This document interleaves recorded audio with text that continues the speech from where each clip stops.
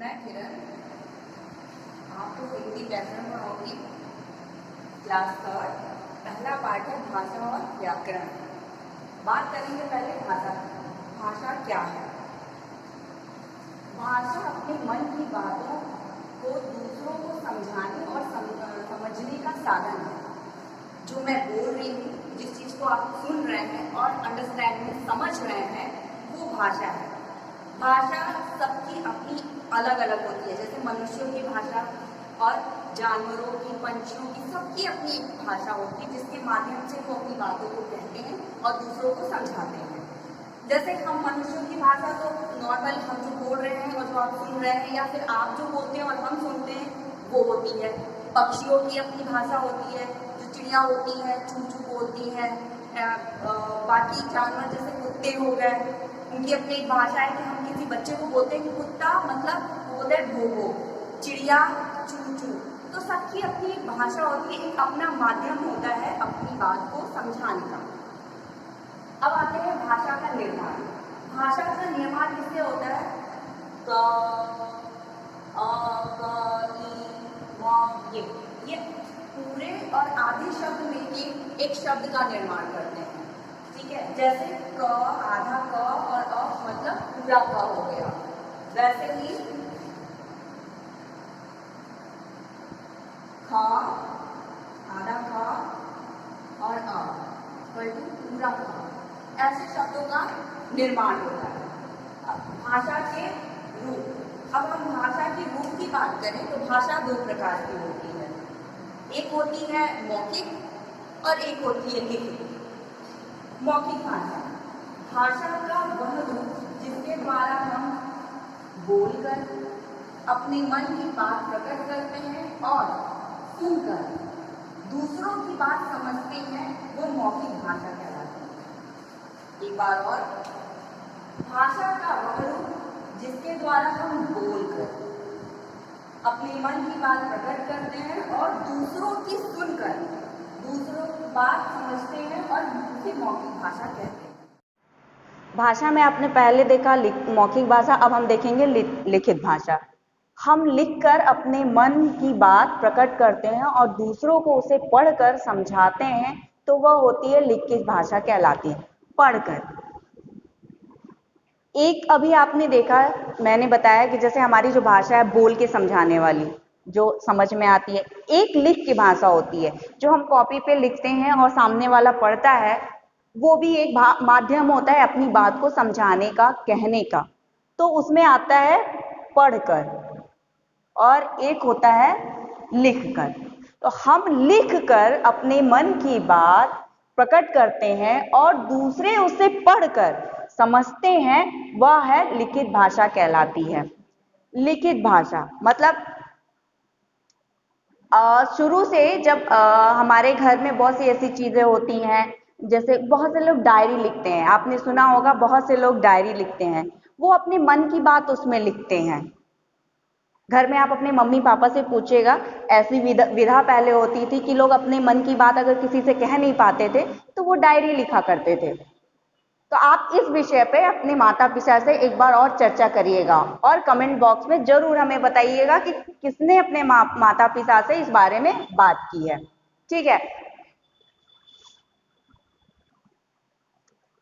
हमारे भारतवर्ष में आपने देखा होगा कि बहुत तरीके के लोग हैं। मतलब भाषाएं भी अलग हैं, लोग भी अलग हैं और थोड़ी बहुत संस्कृति भी मिलती तो है लेकिन भिन्नता से पूर्ण है। जैसे आपने पंजाबी को देखा है, उसकी पगड़ी, उसके मूंछ थोड़े अलग होते हैं। आपने मुसलमान को देखा है, उनका थोड़ा अलग होता है। आपने हिंदू देखा है, उनका थोड़ा वेशभूषा अलग होता है। और हमारे ही भारतवर्ष में जैसे आप साउथ में चले जाइए, दक्षिण भारत में, तो वहाँ के जो साउथ इंडियन पीपल होते हैं, उनका कल्चर, उनकी जो वेशभूषा होती है, वो कितने डिफरेंट होते हैं। ये हमारे भारतवर्ष में विभिन्नता, मतलब उनकी भाषा भी अलग होती है, वेशभूषा भी। अब जैसे हमारे अनेक राज्य हैं जिसमें हिंदी बोली जाती है।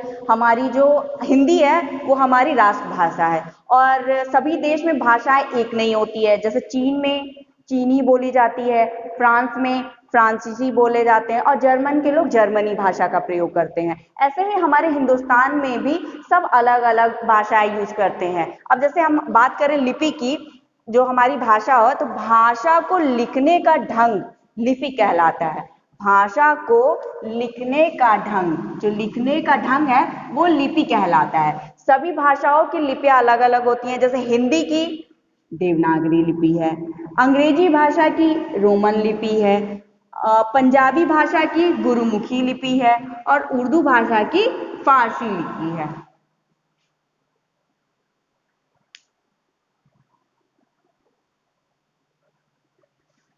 अभी हमने भाषा के बारे में पढ़ा, अब हम थोड़ा सा व्याकरण के ऊपर नजर डालेंगे।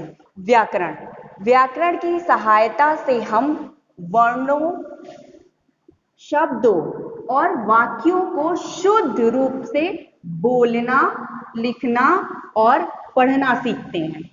एक बार और, व्याकरण की सहायता से हम वर्णों, शब्दों और वाक्यों को शुद्ध रूप में बोलना, लिखना और पढ़ना सीखते हैं। जैसे चिड़िया पिंजरे पर बंद है।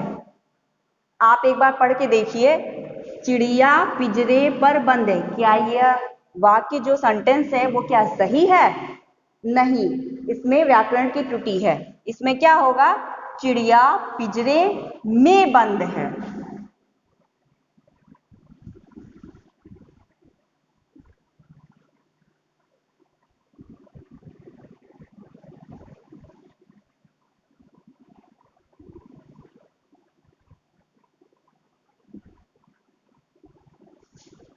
शुद्ध रूप होगा चिड़िया पिंजरे में बंद है। दूसरा उदाहरण देखते हैं, लड़की खेल रहा है।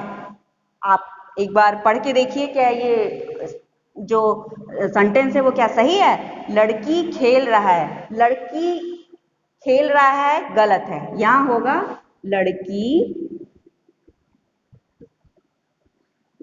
खेल रही है।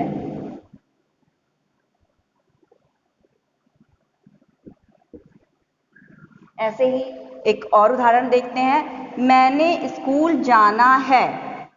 मैंने स्कूल जाना है। आप अपने आप से बोल के देखिए कि क्या यह जो सेंटेंस है वो सही है? मैंने स्कूल जाना है?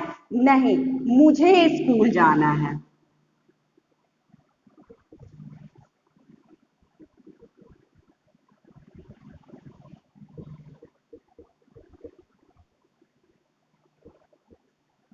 तो ये थे हमारे कुछ व्याकरण की जो अशुद्धियां थी जिसको हमने सही किया है।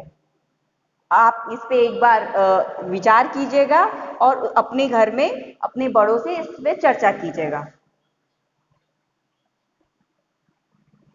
तो आज हमने पढ़ा भाषा और व्याकरण। भाषा वह जिससे हम अपनी बात को समझा सके, कह सके, और उसके बाद व्याकरण वह जो हमारी त्रुटियां होती हैं, जो बोलने में, लिखने में जो त्रुटियां होती हैं, वो व्याकरण के माध्यम से हम शुद्ध कर सकते हैं। अर्थात कहने का तात्पर्य यह है कि व्याकरण हमें भाषा को शुद्ध रूप से बोलना, लिखना और पढ़ना सिखाती है।